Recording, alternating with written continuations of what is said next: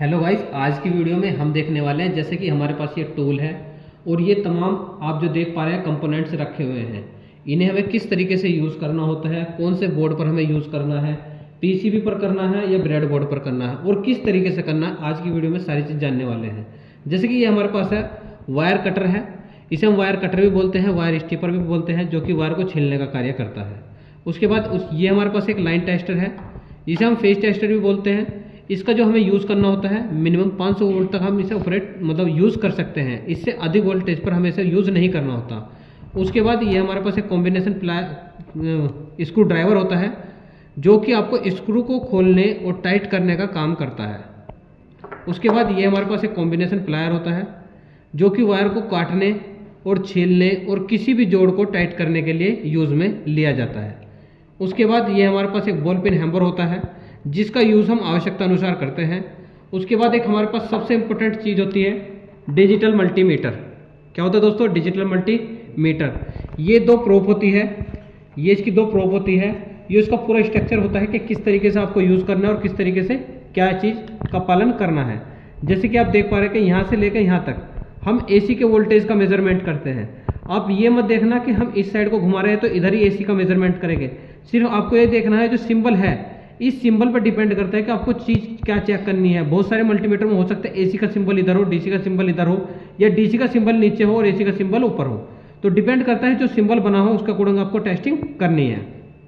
आपको यदि एसी के वोल्टेज की टेस्टिंग करनी है तो 600 और 200 के बीच करोगे। उसके बाद यहाँ से लेकर यहाँ तक आप एम्पेयर चेक करोगे। उसके बाद यहाँ से आप ट्रांजिस्टर की टेस्टिंग करोगे कि पीएनपी है या एनपीएन है। उसके बाद इस पे जो आप सिंबल देख पा रहे हैं, जो रेड कलर का यहाँ दिखाई दे रहा है, यहाँ से आप क्या चेक करोगे कि किसी भी चीज़ की कंटिन्यूटी, और 90% चीज़ की आप टेस्टिंग यही करोगे। उसके बाद यहाँ से लेकर यहाँ तक आप चेक करोगे प्रतिरोध की वैल्यू। आप जो देख पा रहे हैं क्या प्रतिरोध का जो मात्रक है ओम, उसका सिंबल भी बना हुआ है। उसके बाद यहाँ से लेकर यहाँ तक आप डीसी के वोल्टेज चेक करोगे, डीसी के कितने वोल्टेज आ रहे हैं। कभी कभी क्या होता है कि हमें कुछ चीज़ चेक करनी हो, तो जैसे हम चेक करने की सोच रहे हैं लेकिन हम उसकी वैल्यू सही से नहीं देख पाते, उसके लिए हम इस होल्ड बटन का यूज़ करते हैं। किस तरीके से? अब जैसे आपने होल्ड कर दिया, जैसा आपने वो चीज़ होल्ड कर दी, अब ये यहीं से रुकी रहेगी जब तक आप दोबारा से प्रेस करके होल्ड से ना हटा दो। ठीक है दोस्तों, अब इससे आप प्रतिरोध की टेस्टिंग कर सकते हो, आईसी की टेस्टिंग कर सकते हो, ट्रांजिस्टर की टेस्टिंग करते हो, टोटल इक्विपमेंट की टेस्टिंग कर सकते हो। तो आप सभी को डिजिटल मल्टीमीटर की कंप्लीट जानकारी होनी चाहिए। उसके बाद जो हमारे पास कुछ कंपोनेंट्स हैं उनकी जानकारी देखते हैं। जैसे कि ये हमारे पास एक आईसी है। क्या दोस्तों? आईसी। अब आईसी में यहाँ से आप देख पा रहे हैं हल्का सा यहाँ कट है और एक यहाँ डॉट बना हुआ है। तो जिस साइड से डॉट होता है उससे उस साइड से नंबर 1 होता है। 1 2 3 4 5 6 7 और 7 इधर, यानी कि 14। ये आपकी 14 पिन DIP आईसी होती है। DIP का मतलब है डुअल इन लाइन पैकेज। देखिए इस एक लाइन इधर है और एक लाइन इधर है, तो डुअल इन लाइन पैकेज। उसके बाद एक आईसी और होती है हमारे पास जो कि 8 पिन की है।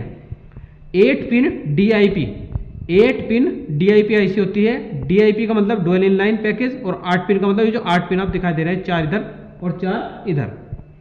उसके बाद ये हमारे पास एक ट्रांजिस्टर होता है। जब भी आपको ट्रांजिस्टर की टेस्टिंग करनी होती है तो हमेशा ध्यान रखना जो इसका लिखा हुआ हिस्सा है ये हमेशा आपके सामने होना चाहिए। उसके बाद ये हमारे पास LED है। LED में आपका पॉजिटिव और नेगेटिव टर्मिनल होते हैं। जो बड़ा सिरा होता है वो आपका पॉजिटिव होता है, जो कि छोटा सिरा होता है वो निगेटिव होता है। उसके बाद ही हमारे पास डायोड होता है। अब डायोड में क्या होता है? डायोड में एनोड और कैथोड होता है। एनोड इधर होता है, कैथोड इधर होता है। कैथोड किधर होता है? कैथोड उधर होता है दोस्तों जिस साइड ये पॉलिश हुई हुई होती है, यानी कि एनोड और कैथोड इसी डायरेक्शन में ये कार्य करेगा यदि आप कोई रेक्टिफायर बनाओगे तो भी। उसके बाद ये हमारे पास कुछ कैपेसिटर है जो हम अलग अलग जहाँ से हमें इनकी आवश्यकता होती है उसके अनुसार यूज़ करते हैं।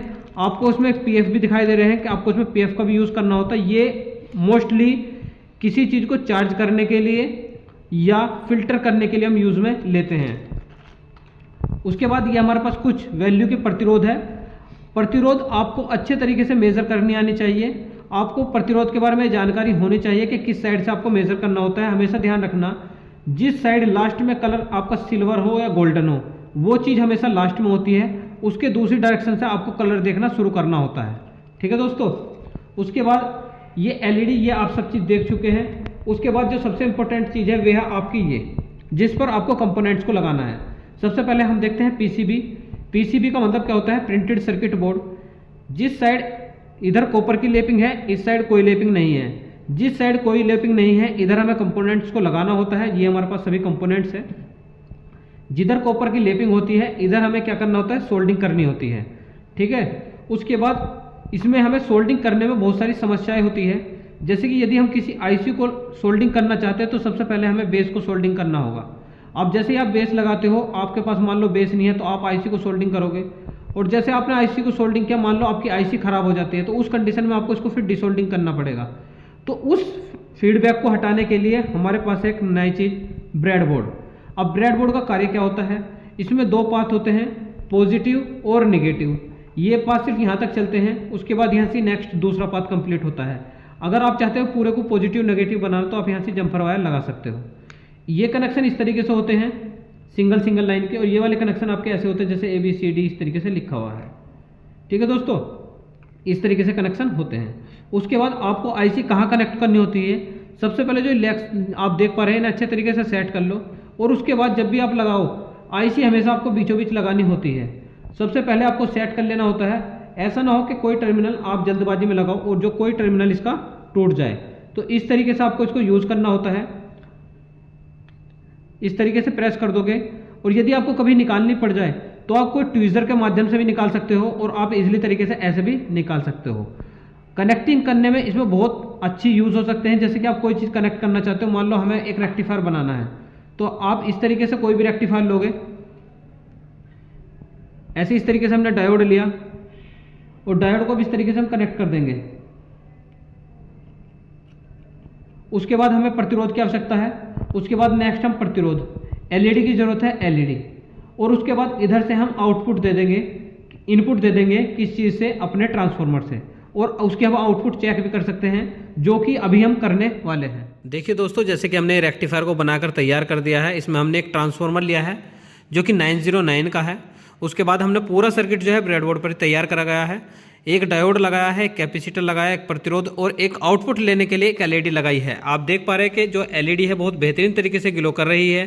तो आप देख सकते हैं कि जो जितने कंपोनेंट्स के बारे में हमने आपको जानकारी दी थी, इन्हीं कंपोनेंट्स के माध्यम से हम ये छोटे छोटे सर्किट जो है तैयार करते हैं। नेक्स्ट वीडियो में हम मोनो एस्टेबल मल्टी वाइब्रेटर का सर्किट भी देखेंगे और किस तरीके से वो कार्य करेगा, नेक्स्ट वीडियो में सभी देखेंगे।